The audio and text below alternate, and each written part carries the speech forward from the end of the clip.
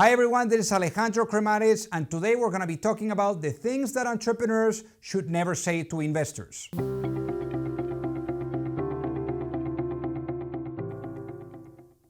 So let's face it, for investors, when it comes to investing in companies, it's all about pattern recognition. It's about things that they have seen in the past. And also there are certain things that you want to say and certain things that you absolutely don't want to say because they can disrupt that process of you building that relationship, building that trust, and for them to really get to know your business inside and out, for them to really also get excited to potentially make that investment that you need. So with that being said, let's get into it.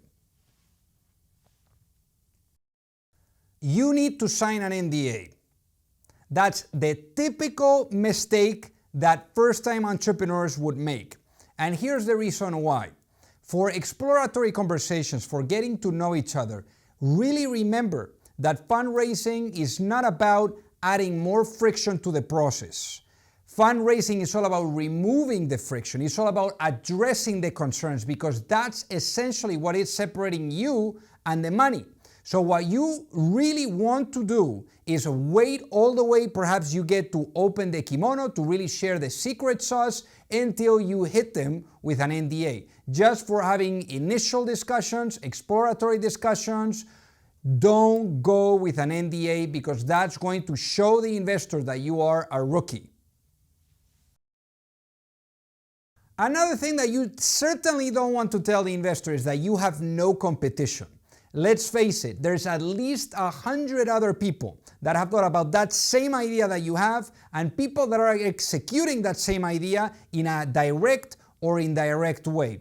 So by you really not showcasing or sharing your competitors, people are going to think that you're essentially hiding certain stuff. The other thing about the competition is that you do not want to talk badly about them because essentially that's going to be a turnoff. You don't know if maybe they're friends, if they have people in common, and that's not going to be a good look. So always be super respectful as well of your competitors.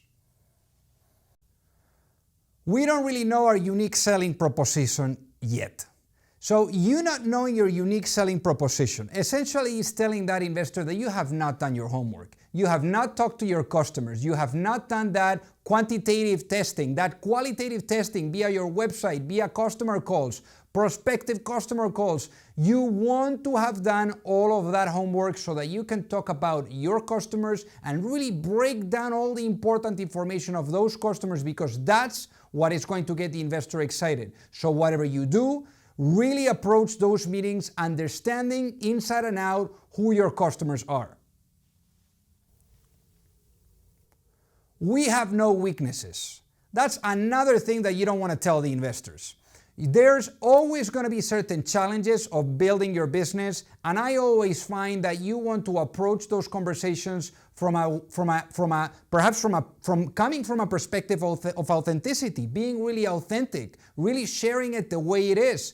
Otherwise, the investor is just going to feel that you're superficial, that you're fake, and even though now that you're on the dating phase, perhaps if they get married with you, you're going to not be able to share all the info, you're going to be withholding information, and that is going to really ultimately lack integrity, and for them it's just going to destroy any type of trust with them. So whatever you do, always share it in the most authentic way and just share all the problems, all the challenges, everything that you're facing because really investors, they're not just giving you the money to take it and run. They are giving you the money because they want to help you in building the business.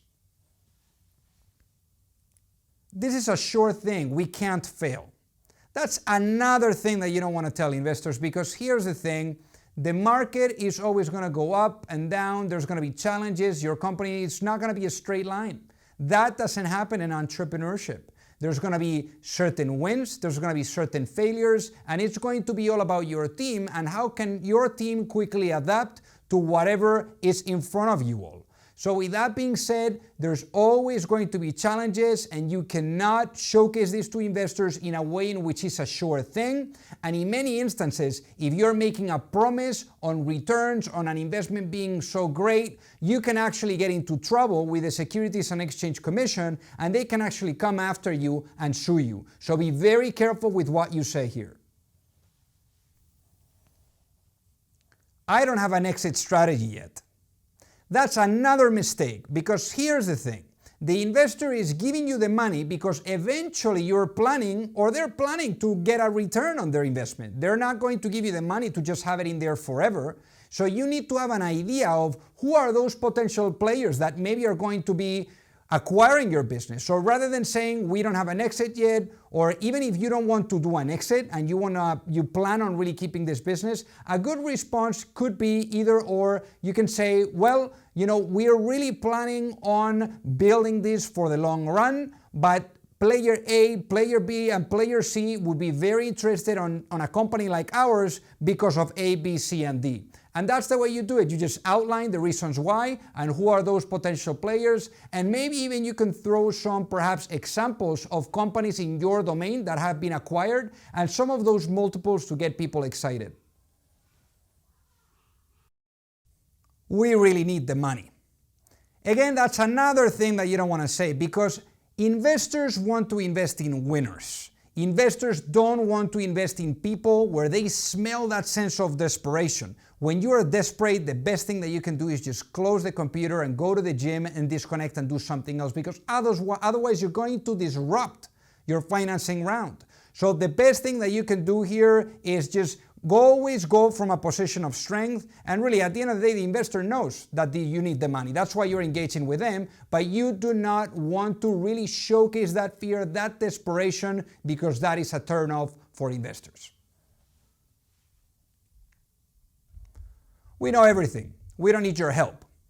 That's another mistake, because when you're looking for money, you're not looking for the money itself. You got to turn it around and you're going for the actual network that is giving you the money. How are they going to help you in building the team? Perhaps in making subsequent rounds of financing, maybe even introducing you to potential acquirers. So here what you want to do is you want to make sure that they feel involved, that they can potentially help you with the business, that they can help you in sharing that journey together, and maybe obviously not on the day-to-day as an operator, but perhaps with introducing you to the right parties that are going to help you in accelerating, achieving those milestones that you have in place over the next 18 to 24 months.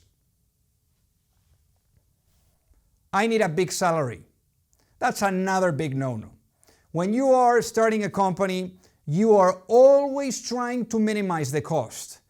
Obviously, if the investor starts to see that you are throwing money everywhere, that you're paying yourself a crazy salary, that's going to be a big no-no. That's actually going to be part of your financial model. So you really want to put yourself at a minimum. What is that minimum amount that you need in order to really pay for your cost of living?